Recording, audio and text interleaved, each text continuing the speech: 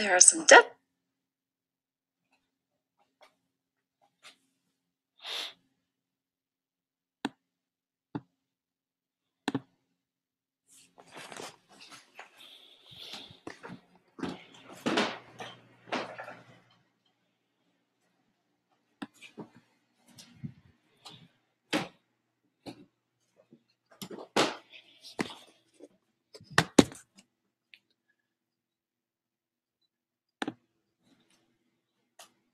are some definite stereotypes about what people are like in different parts of the United States. For example, a lot of people say the West is more laid back, or life is slow in the South, and the East Coast is really industrious. Now, it's changing a little these days since our population moves around a lot more than we used to, but the way of life in different regions of the country really is different, and the roots of those differences go all the way back to the people who originally settled the area, and why. In this lesson, we're going to take a look at the Northeast. The first settlement in New England was Plymouth Colony. It was chartered by a group commonly referred to as the Pilgrims in 1620. After a rough start, they were happy in Plymouth. They could practice their own form of Christianity without bothering anyone else, and they had plenty of food thanks to their friendly Wampanoag neighbors. But just a few years later, a second Northeast colony was chartered, overwhelming Plymouth, in 1628. Soon, about 400 strict religious Puritans arrived. They were called Puritans because they felt it was their God-given duty to purify the church from the influences of Roman Catholicism.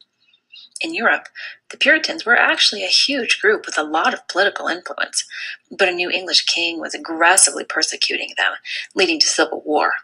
Within a decade, 20,000 Puritans emigrated to America.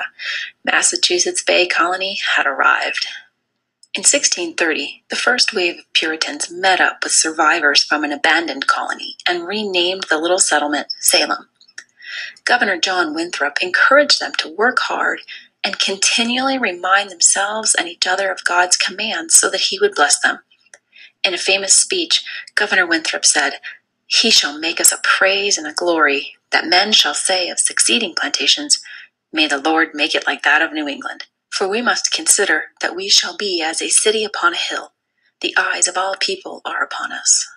This meant that hard work was a religious duty, and the way you lived your daily life proved whether or not you were saved. This so-called Puritan work ethic meant that few of the original colonists had servants or slaves.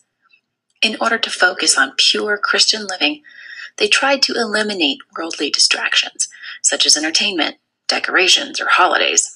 For example, they made it illegal to celebrate Christmas because the Christian Bible does not mention that holiday. Now, there's often a misunderstanding that the Puritans came to America to promote religious freedom. That isn't really true.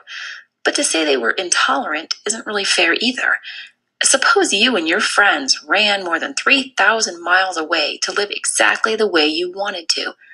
Would you put up with anyone who tried to move in and then change the way you were doing things? The colony was not a democracy. It was a theocracy for the purpose of serving God and increasing his kingdom, not to let people live however they saw fit. Any challenge to the church's authority undermined the colony's mission and all that they had worked so hard to accomplish. Any person who challenged the strict practices of their faith was literally thrown out of the colony. This would have been a death sentence to individuals in the early years. Roger Williams was one of these unlucky Puritans. He didn't agree with the practice of legally punishing citizens for breaking religious rules, and as a preacher, he taught that the land of New England rightfully belonged to the natives, not the king or colony. In 1635, Roger Williams was convicted of teaching, quote, "diverse, new, and dangerous opinions," unquote. He was ordered to leave Massachusetts before the spring. But since Williams wouldn't keep his opinions to himself throughout the winter, the leaders of Salem decided to arrest him immediately and send him to England, where he was also likely to face imprisonment because of the Civil War. Instead, he fled into the wilderness alone. He was discovered in the snow, nearly frozen, by some Wampanoag. They nursed him back to health, and Chief Massasoit even gave him some land. Unfortunately, it was still inside the colonial charter, so Williams moved on yet again. This time, he purchased land from the Narragansett Indians and established a settlement he called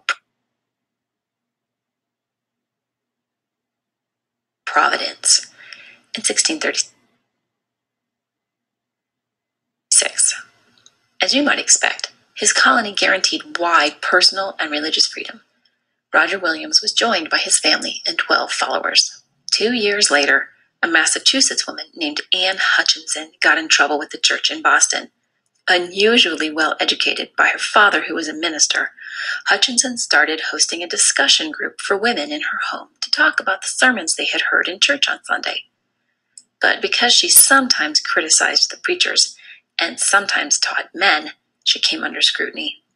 At her trial and sentencing, officials told her, quote, "You have stepped out of your place. You had rather been a husband than a wife, a preacher than a hearer. You are banished from out of our jurisdiction as being a woman not fit for our society." Unquote. Even before her trial ended, Anne Hutchinson's family and several close friends signed a compact and agreed to leave Massachusetts. Roger Williams convinced them to come to Narragansett Bay, where they also purchased land and founded the town of Portsmouth. Hutchinson joined them after her sentencing in 1638. A few years later, Roger Williams successfully combined Portsmouth, Providence, and some other small communities into the colony of Rhode Island. When the Hutchinsons moved on to New Netherland, they were killed in an Indian attack. The leaders of Massachusetts Bay heard about this, but they didn't feel guilty. They felt justified in their condemnation of her. Back in 1636, a preacher named Thomas Hooker led some Puritans out of Massachusetts because he disagreed with how the colony limited voting rights. Hooker and his followers founded the colony of Connecticut. The following year, another group of Puritans left Massachusetts because they thought it wasn't being strict enough. Their colony, New Haven, and some other settlements were soon absorbed into Connecticut. Last of the New England colonies to be formed was New Hampshire. It was chartered by the king directly in 1679, simply because Massachusetts was growing too large. The expansive growth of the English settlers led to conflict with local tribes. The Pequot Indians and their allies fought to defend their land and resources, but a combined force from Massachusetts and Connecticut effectively destroyed the tribe. In 1638, the Pequot War crushed the only organized resistance against the New England colonies for 40 years. Soon after the Pilgrims settled in the Northeast, Puritans from England chartered the Massachusetts Bay Colony. Led by Governor John Winthrop, the Puritans had fled religious persecution in England and wanted a chance to establish a strict religious government. Their goal to make